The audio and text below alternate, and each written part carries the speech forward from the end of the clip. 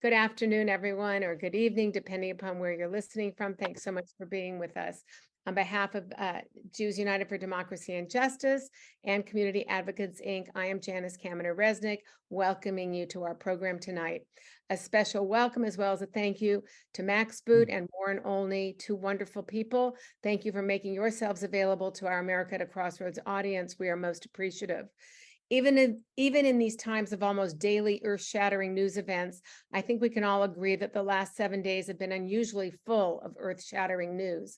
Between the U.S. Supreme Court ruling last Thursday on voting rights and yesterday's arrest of the former president, it's been quite a week. It's also been quite a week overseas, where the Ukrainian counteroffensive is in full swing. We are very fortunate tonight to have Max Boot, one of the foremost experts on military history and strategy, with us to help us understand this counteroffensive. Next week's program will focus more on domestic politics, when our guest will be the outstanding Peter Baker, chief White House correspondent for the New York Times. He will be in an excellent position to give us deeper insight into US v. Trump, so be sure to register when you receive the email immediately following tonight's program. The week after, we have two programs. On Tuesday, June 27th, join us as Larry Mantle interviews our own Zev Yaroslavsky about his recently released memoir, From Boyle Heights to the Halls of Power.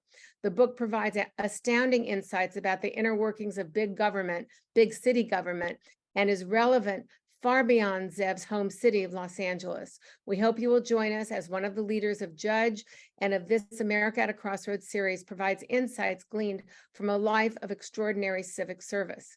The following day, on Wednesday, June 28th, we welcome one of the country's most respected political analysts, Ron Brownstein, who will set the stage for our 2024 election countdown.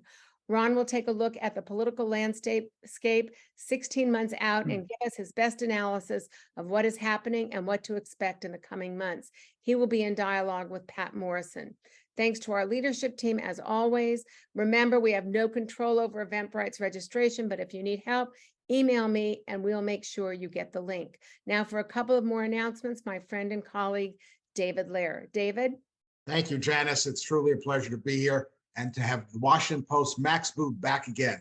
This is his 11th visit to America at a Crossroads. We keep asking him back because he's a terrific analyst of world and domestic events. He's a pleasure to deal with, and the areas of his expertise keep making headlines: Russia, Ukraine, military maneuvering, and the implosion of the Republican Party. Welcome, Max.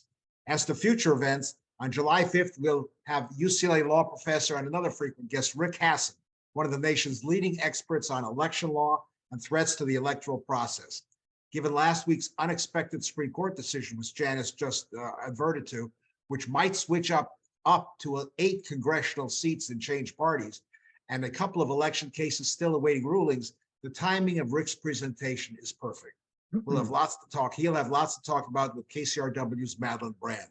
In subsequent weeks, we'll hear from the New York Times provocative left-leaning columnist Michelle Goldberg, who has been with us before. She will discuss how safe is American democracy. Our moderator tonight is Warren Olney. He's our most frequent host, who has interviewed everyone from admirals to professors to politicians to ambassadors to cabinet secretaries. He's a much celebrated journalist who has been asking incisive questions for decades. Warren? Well, David, thank you very much. It was my pleasure to introduce Max Boot. He's been on here a lot, so have I, but we've never been on together. So I'm very delighted and very pleased we're able to do so tonight. He is, of course, a veteran columnist for the Washington Post, although he says he's not a journalist, he is a historian. He is a fellow at the Council on Foreign Relations. He's recognized as a leading world authority on armed conflict. His best-selling books have won many awards. He's been a finalist for the Pulitzer Prize. Politically, he calls himself a conservative. He was an advisor to John McCain in 2008. He was an advisor to Marco Rubio in 2016, but he voted for Hillary Clinton. A month ago, he spent a week in Kiev, and he returned to write in his column the following: the Ukrainians might not be able to pull it off, but they deserve a chance to try. Max Boot, it's great to have you with us, and thank you so much. It's great to be on with you, Warren. It's great to be back with America at a Crossroads. I think it's really one of the most thoughtful programs in the country, and it's really a pleasure and a privilege for me to take part again. Well, can I just actually correct can I correct just one small Yeah, thing that you absolutely. did? Yeah. Because you said I call myself a conservative. I would Yeah. say I call myself more like an ex-conservative at this point. I don't know what Oh, conservative means anymore. I call myself a centrist these days because, uh, as I actually explained in another book, The Corrosion of Conservatism, I've just been disillusioned by what's happened to the Republican Party, but also to the conservative movement since the rise of Trump. But that's neither here nor there. Let's focus on where you want to focus. well, thank you for helping to better clarify your perspective. I think that's very important and important that people know it. I just also want to say welcome to the people in the audience and tell you that don't forget you can send your questions to David Lehrer. He will then send them to me and I will ask them of Max Boot as time goes along. So thanks again for your clarification of your own situation. We certainly want your views on Ukraine because of your expertise, because of course you've just been there, but this is an extraordinary moment in American history, and it is the first time that the former president of this country has been charged with multiple felonies by the very government that he in fact led not more than a couple of years ago, or almost just a couple of years ago. What are your thoughts about it? I mean, I think it's a blow for justice and accountability, and I think in some ways the news item is not that he was charged. The real news is that he committed so many crimes, or allegedly committed so many crimes, and I think up until now he's gotten away with most of them. And now you're getting a sense that there is perhaps finally a little bit of accountability. I think there was a little muddying of the waters with the New York case that was filed against them first, which I don't think is a very strong case, and people have a hard time understanding it. But this case, I think, is rock solid in terms of him keeping all of these highly classified documents in his bathroom. I mean, that is just shocking and inexplicable behavior, and it's really a sign, I think, of what a pathological individual Donald J. Trump actually is, because you have to ask yourself, why did he do this? Why didn't he give back the documents when they asked for him back? And in fact, he's not being charged with the documents that he kept but then gave back. The government basically gave him a get out of jail free pass on that. He's being charged with felonies because he refused to comply with their demands to turn over all of these highly classified documents that threaten U.S. security. And it's just shocking that documents relating to nuclear capabilities or other intelligence capabilities, things, some of the most highly classified secrets in the U.S. government, he just treats them as, just like casually throws them around in his bathroom. I mean, it would be shocking if it were anybody else than Donald Trump. In his case, it's not that shocking, I guess. But I'm glad to see that there is perhaps finally some justice coming. Although I fear that these cases are doing nothing to shake his hold over the Republican Party. Well, I want to ask you about that because we haven't seen any public opinion polls since he was arrested and indicted. But he remains, as far as I can tell, the leading candidate for the Republican nomination. Yeah. And so every time he gets indicted, he probably gains like another 10 percentage points of Republican approval. It could well have been, but the Republican candidates are the people who are running against him, with just a couple of exceptions, and they're pretty minor in and of themselves. They're not taking these charges very seriously. They're not looking at the kind of evidence that you have apparently and found so persuasive. What does that mean about the campaign as it goes along, do you think? And what kind of campaign are we going to see? Well, I would disagree slightly when you say that they're not taking the charges seriously. We don't actually know what they think about the charges, but certainly in public, they're dismissing the charges and basically standing with Trump. And I suspect their calculations are basically, and certainly I would guess the calculation of Ron DeSantis, who is the number 2 candidate, his calculation, I would guess, goes along the lines of, I can't attack Trump because then I would alienate like a third of the Republican base, his staunch supporters, his fervent, America First Trumpkins. So I would guess that people like Ron DeSantis and the other candidates are secretly hoping and praying that the Justice Department manages to convict and lock up Trump and take him out of the presidential race, at which point they can come in a very hypocritical manner and say, oh, what an outrage that Trump is locked up. But here I am, vote for me instead of him, because I love the Donald, but I'm not him. I'm at liberty. I haven't committed any felonies. So here I am. I think it's really a cynical ploy, except for, Chris Christie and Asa Hutchinson, who don't really have much chance, sadly, of winning the nomination anyway. But I think it's a sign of the kind of the chokehold that the Republican that Trump has over the Republican Party and the Republican base, that all the mainstream Republican figures are terrified of taking him on and saying what's obvious, that he was guilty of severe wrongdoing, as even folks like John Bolton or John Kelly or others who served with him under him have pointed out. They're just, I mean, the mainstream politicians are just too scared to say that because they don't want the backlash from Trump and his base. You have a lot of contacts around the world. As people in other countries look at what's happening, and I think it's getting massive coverage, does this, what seems to me to be sort of an uncertainty about the rule of law, cause people to have concern about the United States, how stable it is, and whether its commitments can be trusted? Absolutely. I mean, I think the fact that Trump is now the leading candidate for the Republican nomination, and actually polls show that he's running neck and neck with President Biden in 2024. I think that gives me a lot of pause. I think it gives a lot of Americans a lot of pause, but it also gives a lot of people around the world a lot of pause because they understand that Trump could come back and he would be probably 10 times as deranged and 10 times as dangerous the second time around as he was on the first go. I mean, his whole campaign has promised I will get revenge, and now it's basically I will stop the prosecution of myself. I will get myself out of jail, or I will pardon myself, or he's basically promising authoritarianism, that he's going to destroy the quote deep state, which is his term for the civil service and the U.S. government bureaucracy, and put his fervent ideologues in control of the entire government and basically exact revenge on his enemies. I think that gives a lot of people around the world pause because they don't know if they can trust this. I mean, I think most countries are pretty happy. There's some exceptions like Saudi Arabia, but most countries around the world are pretty happy with President Biden, or much happier than they were with President Trump.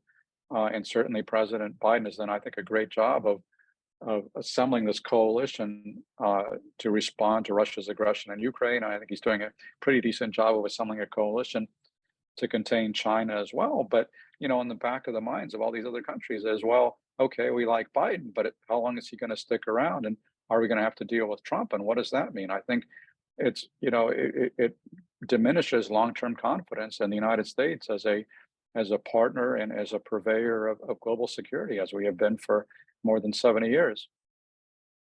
Before we get to Ukraine, and just want to stick with the campaign for a moment and ask about the way it's going to be covered. Particularly, I don't think a lot of people around the country have read the 49-page indictment, which people say reads like a novel. I agree; it's an extraordinary document. But here is a chyron. It was run last night by Fox News, and chyron is the print that goes on below the picture. And while they simultaneously had a picture of former President Trump in New Jersey addressing his crowd there, and on the other side of the screen, President Biden at a White House reception, the chyron, the print underneath the screen, read this way: "Wannabe dictator speaks at the White House after having his political rival arrested." What does that tell you about the nature of politics and political coverage in this country right now? Well, I don't know what it tells you about political coverage in general. It tells you that Fox is a propaganda service. I mean, they've basically been propagandists for the big lie that Trump actually won the 2020 election, which is, which was at the root of the January 6th insurrection. They've made a little bit of a course correction by dumping Tucker Carlson, who was probably their most noxious talking head, trafficking in racism and conspiracy theories and xenophobia and all sorts of other stuff. But you've had your own arguments with him. I've had my own arguments with Tucker, but and that's an improvement, getting rid of him. But it's a reminder that Fox still does not see its mission as being to present facts fairly. They're still living in this alternative universe, this kind of Fox News cinematic universe, as some people call it, or an alternative reality. And that's very dangerous because although Fox has lost viewership since they got rid of Tucker, I mean, they're still a very popular network and they still speak to a huge segment of the Republican Party. And that there's kind of a symbiosis between Trump and Fox and other elements of kind of the right-wing propaganda machine. It's very disturbing because, you know, it reminds me of what, you know, Daniel Patrick Moynihan said, that everybody's entitled to their own opinions, but everybody is not entitled to their own facts. Well, unfortunately, these days, everybody does have their own facts, or at least the folks who watch Fox and, you know, read Breitbart or whatever, they live in this alternative fact-free universe where, you know, the election was stolen and, you know, Trump didn't do anything wrong with the documents. This is all political vendetta. The real scandal is Hunter Biden's laptop. It's all this, you know, craziness piled on top of craziness, but a lot of people believe it. And that's a very dangerous thing for the future of this country. We don't know what is in the documents that Trump is supposed to have taken, and presumably we'll never will. Hopefully, we'll never know Yeah, hopefully. what the contents are. But how concerned are American both allies and also competitors that you have access to about what the contents might be?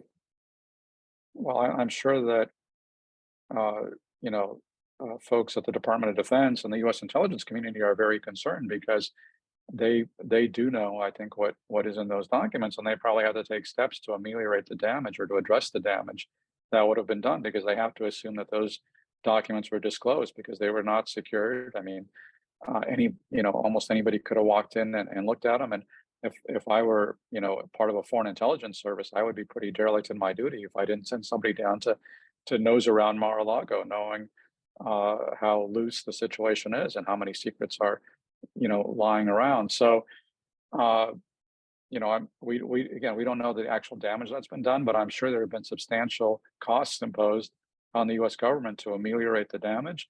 And it may well be that it's blown capabilities that would be very hard to replicate. We just don't know. But it also just sends a terrible signal to our allies that they're, you know, because these could be secrets involving our allies. In fact, some of them I believe are secrets involving our allies, that their secrets are not safe in our hands. And that will, you know, that's certainly reinforced by the Discord leaks and by, you know, the Edward Snowden leaks and a lot of leaks over the years. But I think it gives other governments and other intelligence services pause before sharing information with the U.S. government. And that hurts the kind of situational awareness that the U.S. government in turn has about the world. Well, let's talk about Ukraine. Now, you were there before the counteroffensive, which appears to be underway at the moment, before the dam was breached in the Dnieper River. But you described an extraordinary situation, it seems to me, given the attacks that have been made on Ukraine. You were in Kiev, and in your column, you say you witnessed one of the biggest attacks on Kiev. What was that like? Did you have to go to, were you evacuated from your hotel room, or did you have to take cover? What happened? It was actually surprisingly not a big deal. I mean, we were actually, the group that I was with, we actually got there the morning of the night before this, what was up until then the largest attack on Kiev, with a massive numbers of drones and hypersonic ballistic missiles. I think maybe some cruise missiles as well. It was just a massive assault. But the Ukrainian air defenses are very solid now, thanks to the fact that they have Patriots, they have other IRIS-T from the Germans, they have various other air defense systems donated by various Western allies, and those systems are very solid. So I have to confess, I did not bother going to the air raid shelter. There was one in my hotel, but I didn't go there.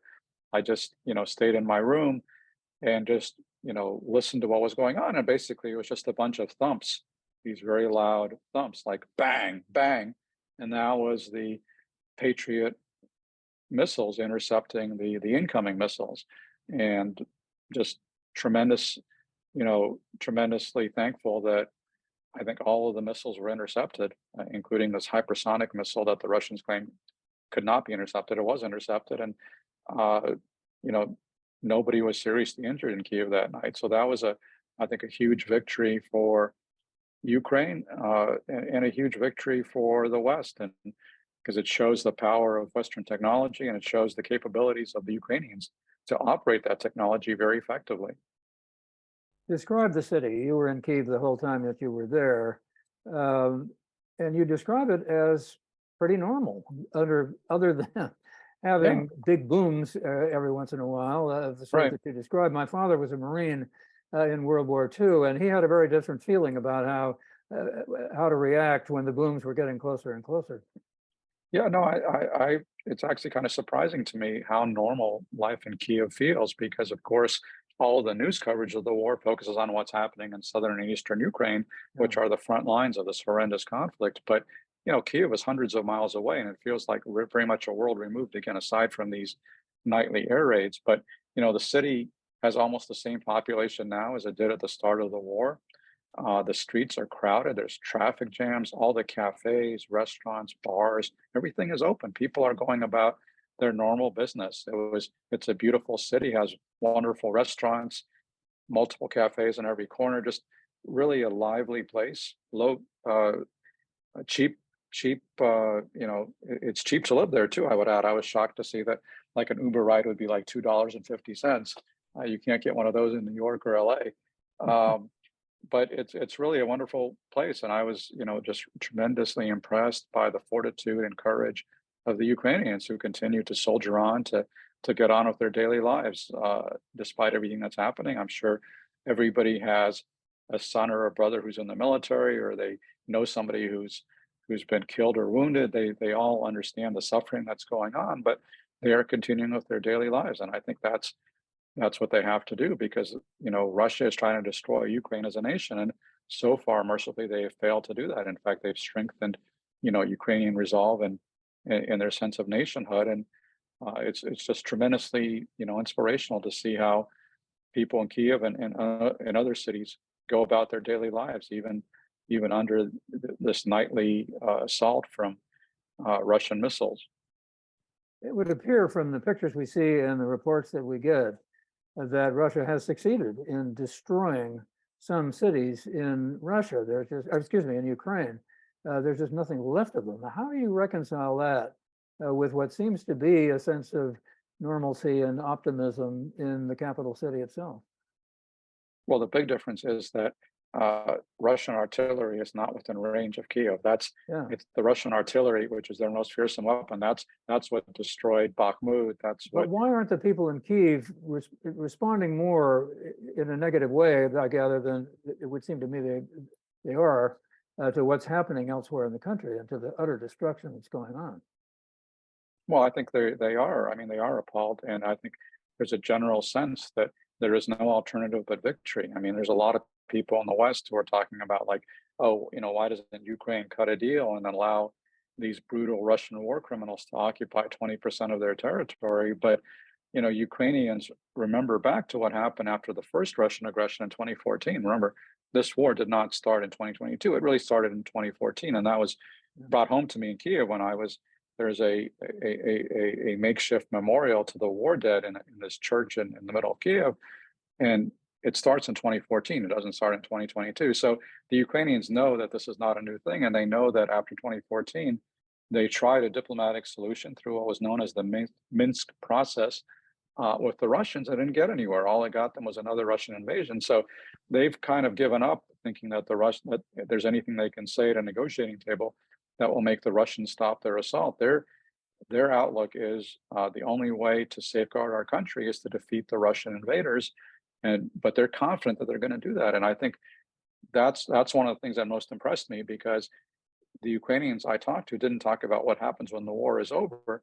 They talked about what happens after we win. They talked about what happens after the victory. They are, confident that there will be a victory at the end of this long, hard road. What do you know about the counteroffensive, which began subsequent to your visit? Very little, because the Ukrainians, we were talking about how loose-lipped the U.S. government tends to be and our secrets spill out into public view. I think the Ukrainians actually do a better job of OPSEC, of operational security, than we do. So they've been very, they're playing their cards very close to the vest and have not let on a lot. I think we do see that the offensive has started about a week ago, but I don't think we've seen the main axis of advance yet, because so far you've seen what seem to be Ukrainian probes in various directions, perhaps testing Russian defenses, trying to figure out where the weak spots are. But you have not seen the bulk of the 8 or 9 armored brigades that have been equipped with NATO tanks and armored fighting vehicles. Those are still, as far as I know, those still have not shown up on the battlefield. So it's only when those show up on the battlefield that we'll know what the main thrust of the Ukraine, where the main thrust of the Ukrainian advance is going. But I think right now they're doing a pretty good job of keeping the Russians off balance, keeping them guessing. They certainly have not had a quick breakthrough, but I don't think you would expect that, because the Russians have had a year to fortify their positions and occupied Ukraine in the south and east. They've built trenches, they've built tank traps, they've laid out minefields. So it's going to be very tough going to get through, this kind of Russian Maginot line.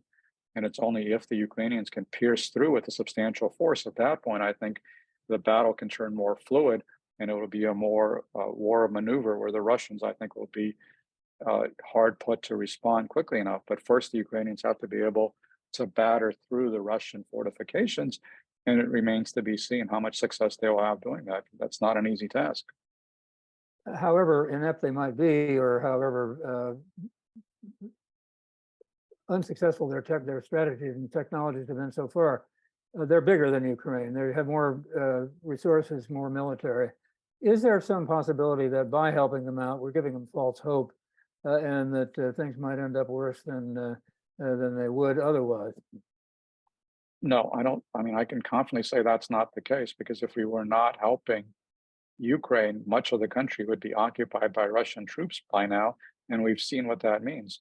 Russian troops engage in routine war crimes, sexual assault, rape, murder, destroying national monuments, kidnapping children. If we were not helping Ukraine, Ukrainians would be suffering far worse than they already are.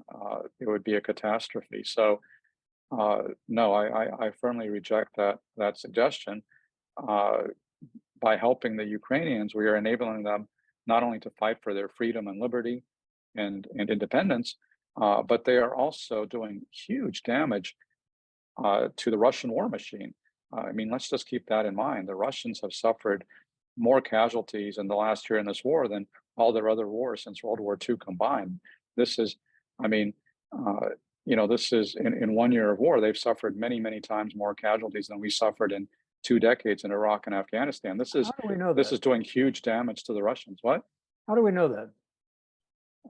We know that there's open source intelligence reporting. There's satellite imagery that can track destroyed Russian vehicles, but most of the intelligence estimates are coming from Western intelligence agencies, which compile them through a variety of means. I don't think we know the exact number of Russian losses, but I think we have a rough order of magnitude. And it's, I haven't seen the latest estimates, but I would say they've suffered well over 50 to 60,000 killed in action, probably 200,000 wounded in action. I mean, those are massive, massive casualties. They lost, I think, since the start of the year, they've lost something like 10,000 troops in one battle in Bakhmut alone, where they were engaging in these horrendous human wave attacks. So, the Ukrainians are kind of fighting the West battle for us. They are rapidly degrading the threat that Russia poses to other countries like the Baltic republics, Poland, Finland, other countries, which are members of NATO. I mean, I think general estimates are it's probably going to take the Russian military at least a decade to recover from the massive damage that they've suffered, including they've lost like 1,000 tanks. I mean, this is off the charts. This is a different order of magnitude from the kind of wars that the United States has been involved in the last few decades. There's an argument that's being made. I've seen it on Fox News. You would call that a propaganda organ, which I agree it is. But Republicans have been saying it too, including members of Congress, that we're spending so much and sending so much of our military equipment to Ukraine, spending so much time and money there, and sending so many resources, that we are weakening our posture in the event that China invades Taiwan. Do you see any connection at all there? Is there any merit to that argument? No, that's really, I think that's false. And in fact, you know who rebuts it? The Taiwanese. I was, in Taiwan earlier this year, meeting with the foreign minister, and I asked that very question to him, and his outlook was completely different. He said, "We have to stand with Ukraine because if Ukraine is defeated, that will encourage China to attack Taiwan." So that's the view of the Taiwanese themselves. So I would, ascribe greater credibility to their view than I would of these neo-isolationists who don't want us to defend Ukraine because they claim they want to defend Taiwan, but they probably don't want to defend Taiwan either. You said that you hope at the end of this that Ukraine will become a member of NATO. That's been, I said that. I believe you. I thought I saw you quoted as saying that. Am I wrong? I don't think I've said that. Okay, then the question becomes this: should Ukraine become a member of NATO? And the background of that would be that the idea of NATO on the borders has been unacceptable to the Russians since Gorbachev, and that's one of the things that, of course, Putin claims he was fearful of. Would it be a bad idea to admit Ukraine to NATO? Would that simply make the Russians more likely to continue to try to destroy the country? Well, first off, I just want to set the record straight. I don't think that Putin is invading Ukraine because he's worried about NATO on the borders. In fact, the effect of the invasion has been the opposite. It's actually brought NATO closer to his border because it led Finland to join NATO, because Finland became so alarmed about Russian aggression, and Putin actually didn't even object too much to Finland joining NATO. I mean, Putin has actually been pretty clear about why he's invading Ukraine. He hasn't made any secret of it. He wants to eradicate Ukraine as a nation. He doesn't believe that Ukraine deserves to be a nation. He thinks it's only a part of Russia. And so, I mean, he and Russian troops under his command have been very explicit.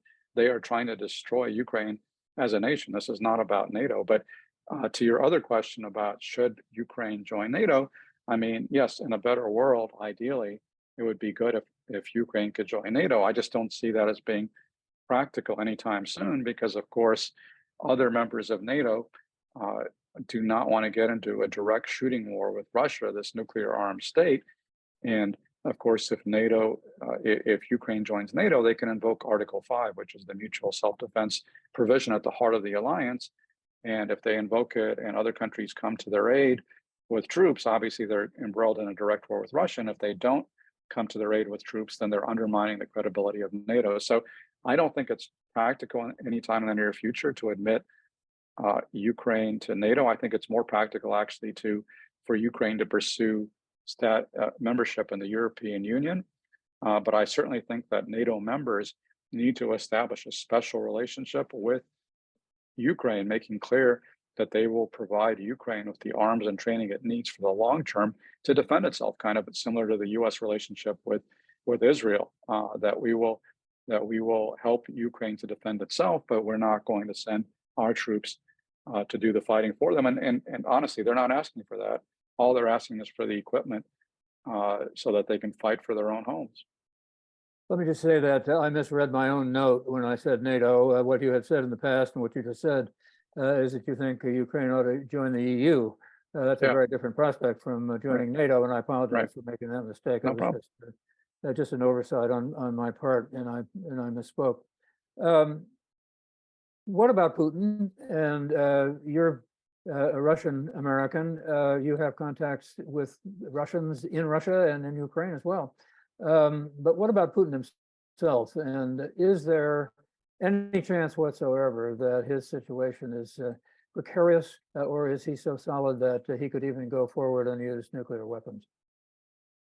Well, those are two separate questions. One is how precarious is the situation, and B, is he going to use nuclear weapons? I think the nuclear weapons one is easier to answer because I haven't really seen much indication that he actually will use nuclear weapons. In fact, I think he's even stopped, or toned down his threats about nuclear weapons because his few remaining friends in the world, like China and India, have made pretty clear that they're not happy with this nuclear saber rattling. They don't want to see any nuclear weapons use, and it's not clear how he could use nuclear weapons to achieve, his goals, unless his goal is just to leave an irradiated wasteland. But so I don't think I don't think we should be paralyzed by fear of Putin using nuclear weapons, and we certainly should not deny Ukrainians the weapons they need to defend themselves for fear that Putin will use nuclear weapons. So I was encouraged to see President Biden saying that our allies can supply Ukraine with F-16s. I think we should supply them too, and also I think we should supply the ATACMS, the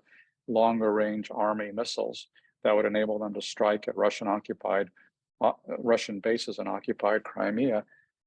And we shouldn't be paralyzed by these nuclear threats because the Ukrainians aren't paralyzed by it, and they're the ones who would be in the crosshairs no matter what Putin did. But your other question, harder to answer, which is, how precarious or not is Putin's situation? He certainly looks very solid right now. There's no real dissent in Russia. The major infighting is between the hawks and the uber hawks, and so you see Prigozhin, who is the head of the Wagner group, this private military company that's been recruiting convicts to fight in Ukraine. He's been very critical of the Ministry of Defense, calling them cowards and weaklings. So you see this kind of rivalry beneath Putin, but I don't think that threatens Putin's power. I mean, I think he may actually enjoy the rivalry because it means that all these various factions are seeking his favor against their own rivals, and that he's still the kingmaker of Russian society. There is no massive opposition in the streets, but you don't know what's going to happen because Russia is suffering massive casualties, and that can start to undermine morale on the home front. It's hard to hide, as they found out in Afghanistan in the 1980s. That has a corrosive effect.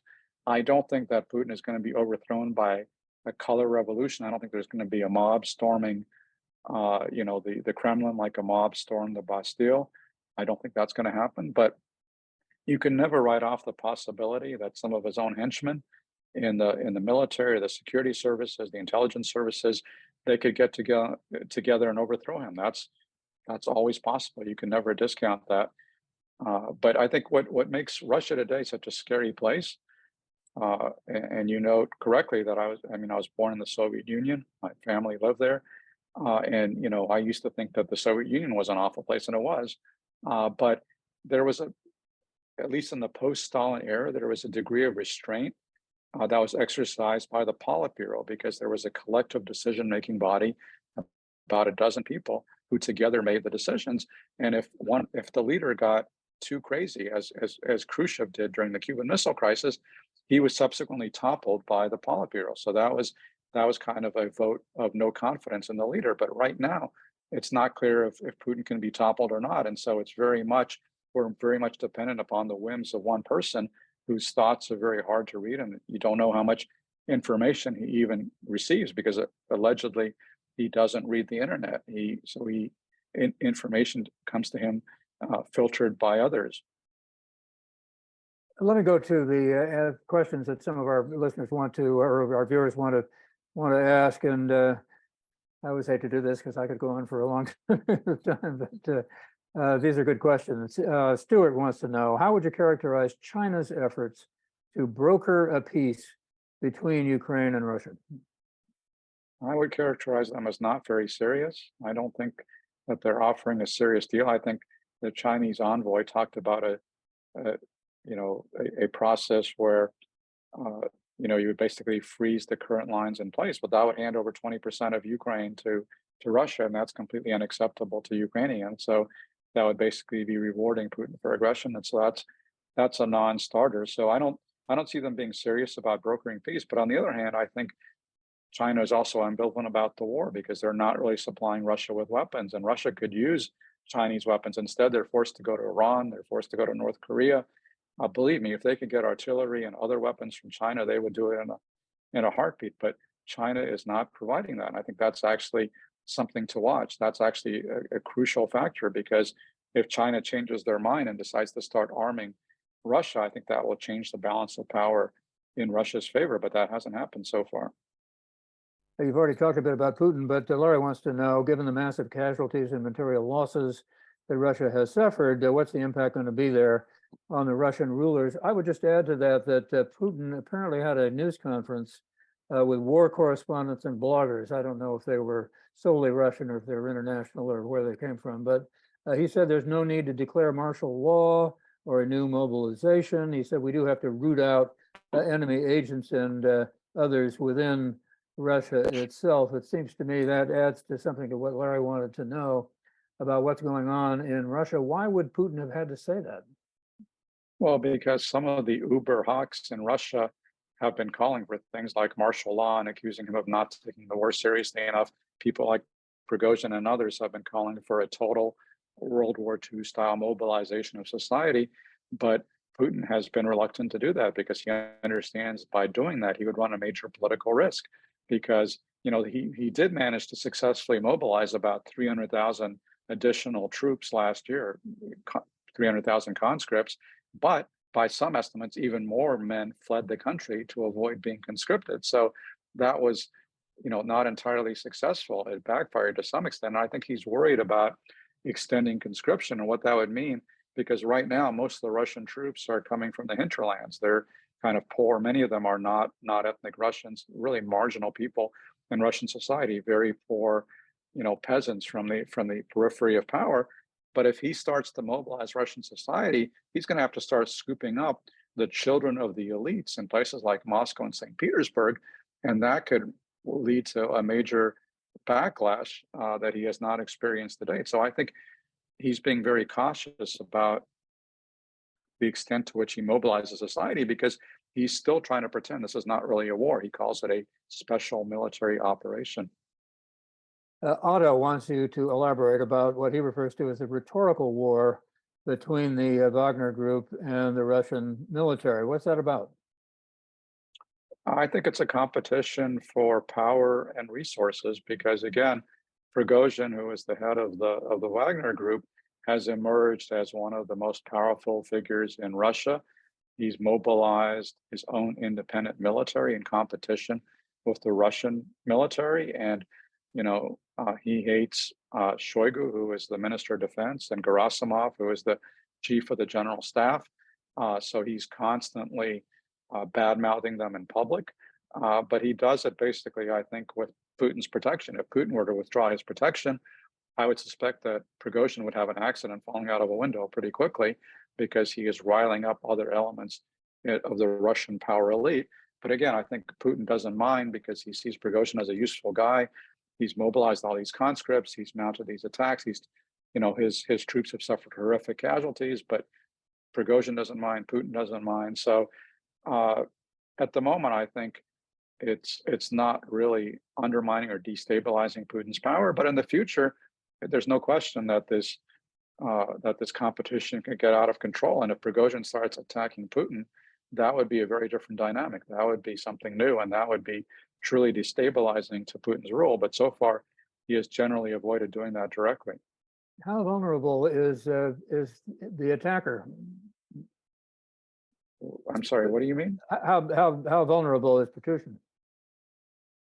I'm sorry, how valuable The is head of Wagner. I'm sorry, I'm not pronouncing his name right, but Prigozhin? yeah, how vulnerable is he to Putin's attack if there is one? Oh, I mean, I think Putin calls the shots. I think Putin showers favor on Prigozhin. If Putin withdraws that favor, I don't think Prigozhin would last very long, because he's done so much to alienate the Ministry of Defense, the FSB, the other power centers in Russia. They would come after him with a vengeance. Pam wants to know, the United States is not objecting to Ukrainian attacks on Russia. Why the change in attitude? That's a good question. I mean, part of it is that the Ukrainians say they're not using Western military equipment, but I think there's also less nervousness now about Putin's, what we imagine to be Putin's red lines, than there was a year ago. Because a year ago, I think there was much more fear and concern in Washington that maybe Putin could go nuclear, maybe something, or maybe he would attack NATO or do something else crazy. And I think over the past year, as we've gradually turned the temperature up, we've sent more weapons and more potent weapons to Ukraine, and the Ukrainians have slightly expanded their attacks. I mean, they're certainly not attacking, mounting these massive attacks on Russian civilian centers of the way that the Russians are attacking Ukrainian civilian centers. But there have been a few small attacks, like, a few drones over Moscow, or there was an attack by the Russian Legion, these anti-Putin Russians, with Ukrainian support against Belgorod, this region in southern Russia. there have been some Ukrainian missile strikes against Russian oil refineries and air bases. And basically, I think, Washington and the West are looking at Putin's reaction and saying that Putin doesn't have that much of a reaction. So they feel like it's safe to continue with this strategy. Ruth wants to know who destroyed the dam. I mean, from what I've read, the reporting seems to be the Russians, but I'm not sure how much of an advantage they'll actually derive from that, because I don't think that the Ukrainians were necessarily planning to attack in that right around the dam anyway. I mean, there's still a river there. It's just, became more water in the river, but it's still very hard to attack across even a normal river. Hasn't it been hugely damaging with an enormous amount of flooding and villages taken Yes. out? And Yeah, no question. It's been a humanitarian and an environmental catastrophe, but I don't think it's been a big military setback for the Ukrainians. there's some thought too that it endangers the cooling facility at the nuclear reactor. They might not be able to keep those reactors under control. I think that's a constant concern as long as that Zaporizhzhia nuclear reactor remains under Russian control. I mean, will they, safeguard it responsibly? I think that's another reason why it's imperative for the Ukrainians to take it back. Frankie wants to know, how long will the West support Ukraine? Will we tire of the war, as Putin seems to assume?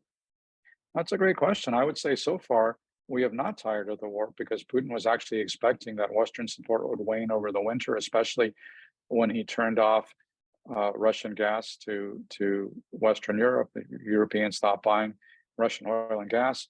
He thought they would have a cold winter and a change of heart, but it didn't happen. They actually adjusted pretty well to the loss of Russian oil and gas, and that weapon has basically been diffused. You can't fire it again. And actually, Western support for Ukraine is actually higher this year than it was a year ago. You're seeing the Germans come through with armored vehicles. We're going to supply armored vehicles. So I would say actually so far, support for Ukraine has been surprisingly robust, and far more so than I think Putin expected. But I don't think he's given up hope that the West will lose interest. And I think one of the trump cards he hopes to play, so to speak, would be that if Donald Trump actually won the U.S. presidency in 2024, that could be, a dramatic event that could alter the course of the war, because, Trump has indicated that he has very little interest in supporting Ukraine. That was one of the questions somebody wanted to ask. And what about that situation with the Republican campaign and the number of Republicans in Congress now, where the money comes from, who are not supportive of the war and don't want to continue? It's a pretty tight vote in the Congress. Yeah, it's definitely a worry. I mean, I would say about 2/3 of Republicans are still pretty much very supportive of Ukraine, but there is definitely that 1/3 or maybe slightly more MAGA, America First, Trump neo-isolationist faction, which is anti-Ukraine, and a lot of them kind of pro-Russian, frankly. I think that's a minority in the Republican Party, certainly a minority in the House and Senate.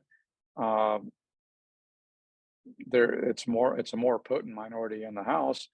I mean, I think you saw with the bill to the budget deal to avoid a debt default, that there was kind of a coalition of grown-ups that came together with Kevin McCarthy making a deal with President Biden. And, the right-wing radicals in the House didn't like it, but they were outvoted, and that was the end of it. The majority of the Republican caucus did the right thing.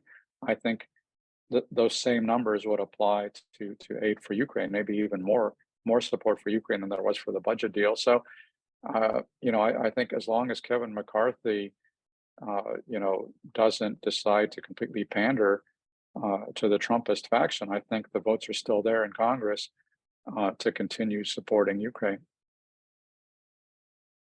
David wants to know, what is the state of the Russian economy?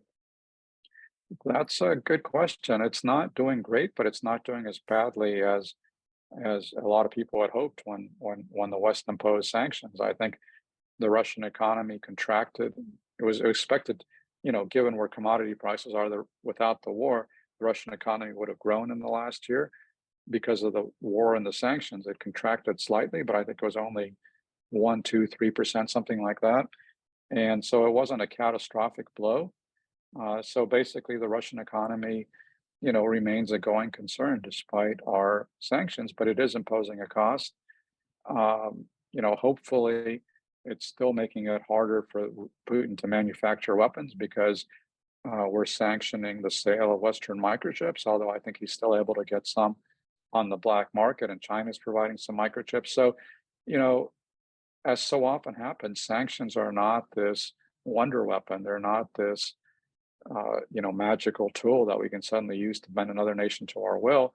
I think they may be helpful on the margins, but we can't sit back and expect Putin to end the war because of the sanctions. So far, he's been weathering it. And remember that, to the extent that the adversity of sanctions is being felt, it's being felt by ordinary Russians. It's not like Putin and the oligarchs; they're not suffering; they're still enjoying life in their dachas.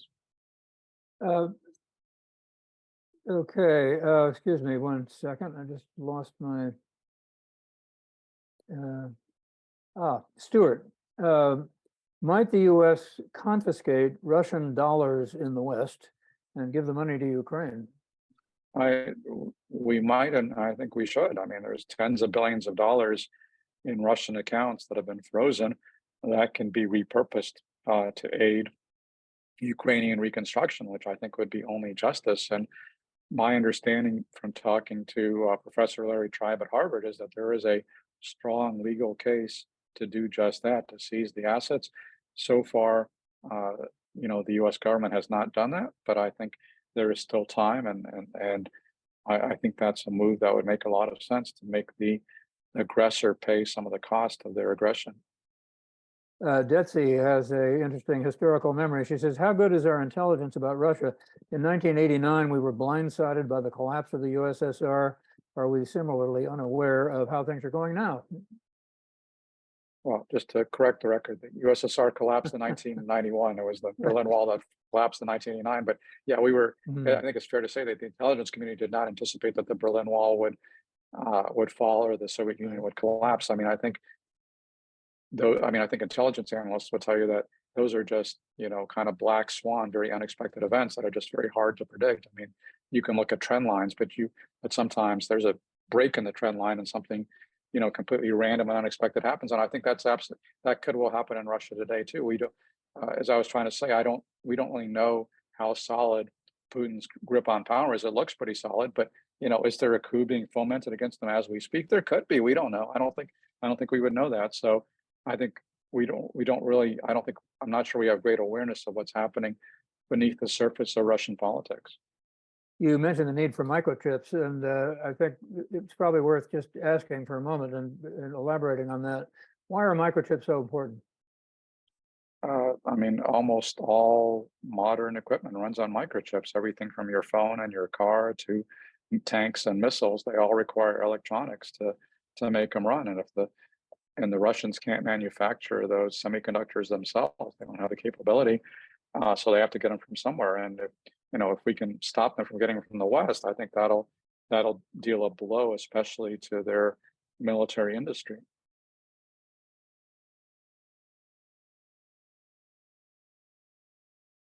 I think I have exhausted the questions being asked.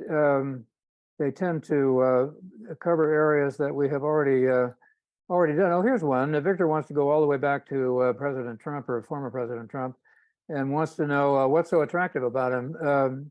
It can't be his charming personality or his policy prescriptions, and he's obviously not attractive to to Victor.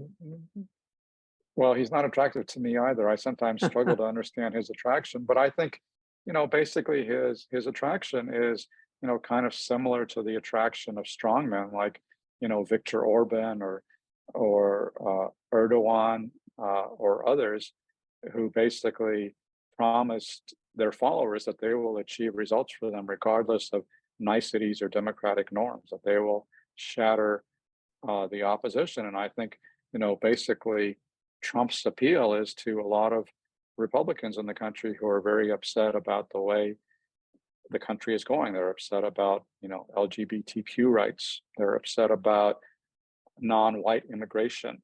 They're upset about civil rights. They're upset about, deindustrialization. They're upset about a lot of things. And Trump basically positions himself as their instrument of vengeance. He is the guy who will wreak havoc on the liberals, on the globalists, on the elites. Of course, he's a elite himself, but never mind. But I think the very fact that he has no social niceties, that he's crude, that he's rude, uh, that he's ruthless, that's kind of part of his appeal. And for some reason, what I don't understand is why Republicans don't grasp that Donald Trump is all about Donald Trump. He's entirely solipsistic. It's all about advancing his own self-interest. But somehow he's convinced all these Republicans that he's going to fight for them, that he is a battler in their cause. And I think that's the root of his appeal. Do you see a potential threat to democracy in the United States if, in fact, we re-elect a man who appears to appeal to people because he is so much like the dictators that we have seen in other parts of the world? Yeah, I think it would be a huge threat. The biggest threat we've seen probably in our history to American democracy if Trump wins, especially after all that he has done. Think about the fact that he's already been impeached twice. He's tried to use military aid to blackmail the president of Ukraine and to besmirching the reputation of his opponent. He fomented a violent insurrection to try to overthrow the results of the 2020 election. He's broken numerous other laws, or alleged to have broken numerous other laws, including, classified information. I think he was guilty of obstruction of justice as well. And so, when somebody with a history of law breaking, lawlessness, lack of respect for the Constitution or democracy, it's pretty clear what he's all about. So if he wins another term, he's going to view that as he's being empowered to do whatever he wants, that it's an endorsement of all his previous conduct and an invitation to go even further. And that's a pretty terrifying vision when you think about how far he's already gone. Sheila wants to know, how dangerous is it for journalists now in Russia? I mean, it's very dangerous for honest journalists, which is why most of the independent journalists have left Russia. If you're talking about Russian journalists, I think there's also a danger for foreign journalists, obviously, because you have a Wall Street Journal reporter sitting in jail right now on completely bogus charges. So, yeah, I think it is pretty darn dangerous for journalists in Russia who try to tell the truth, not for the pseudo journalists who work for the state media and propagate Putin's lies. That's a different matter. And Paul wants to know how Ukraine will be rebuilt after the war, whose resources are going to be used. Once again, the Ukrainians are looking forward and saying they're going to have a victory. Well, part of it, I think, should be those Russian funds frozen in the West, but I think there will also be a need for resources from other countries. I think, if Ukraine can join the European Union, I think that would help to provide the resources from Europe. But I think, we need to step forward. Other countries need to step forward. I think we need to help rebuild Ukraine, because I think that'll be the greatest rebuke possible to Russian aggression, to show that Putin has failed and that Putin, and if Ukraine can emerge stronger than ever, which I think is a real possibility, I think that would be a huge victory for freedom and for human rights and for civilization, and a huge blow to the kind of ruthless despotism that Putin represents. We've talked a lot about a lot of very difficult things and hard challenges and concerns about the future. How do you feel? Are you able to be optimistic about the world in general? Gosh, that's hard to say. I mean, you might call me a pessimistic optimist or an optimistic pessimist, because I'm kind of ambivalent. I kind of veer between those extremes. Sometimes I can be very gloomy. Then I see room for optimism, like the fact that Biden did win the 2020 election fair and square. Most voters rejected Trump. I look at what's happening in Ukraine, and the fact that despite this horrific and unprovoked invasion, Ukraine is still standing more than a year later, has been fighting back pretty successfully. I see that the international leadership that President Biden is exerting, the fact that even our economy is actually, I think, in pretty good shape, and despite everything we've been through with the pandemic and the recession. So, yeah, I think I'm not sure if I'm cosmically optimistic, because I think there's a lot of cause for concern as well. But I think there are a lot of things you can point to and say, well, it actually could be a lot worse. Max Boot, it's a real education to talk with you. You are so comprehensive and so concise at the same time. Thank you so very much for being with us once again. This is the 11th time. Come back Pleasure and to join be us with you. again. Okay. Next week, it's going to be Peter Baker. He's the chief White House correspondent for the New York Times, former chief correspondent in Moscow as well. He's going to be with my good friend Larry Mantle. That's next Wednesday, June 21st, 5 p.m. Pacific Standard Time. Thanks for being with us tonight. Stay safe, stay healthy. Join us again.